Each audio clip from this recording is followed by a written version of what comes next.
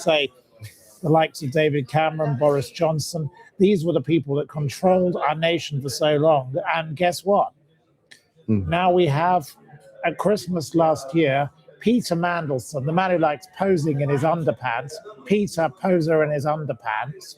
Why is the, former deputy prime minister liking to go around, as my lunch guest said to me, why is someone so influential posing in his pants here, there, and everywhere when he's meant to be a dignified person?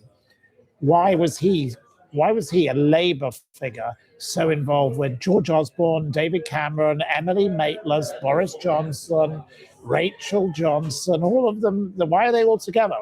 A friend of mine calls it the club.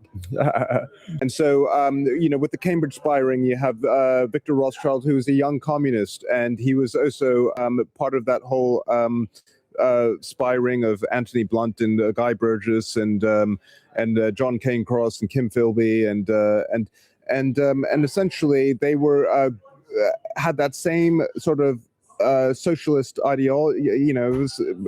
Mandelson was a young communist as well. He was a part of that. Mandelson was somebody who was quite happy, as I will come to him in a moment. Toby Young, who was part of the same group, Mandelson was quite happy to have a berth on someone's private yacht without asking any questions. He wasn't very selective. If they were rich and they invited him on their boat, he happily went, didn't he? Yes, yeah. He crosses the divide.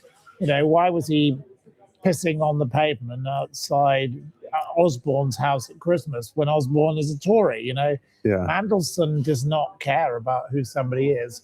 Mandelson was the ultimate meddler in all politics. And, they called him the Prince of Darkness. I'd call him the Prince of Profit. He cared more about what he could get in his own pocket than he did about the public.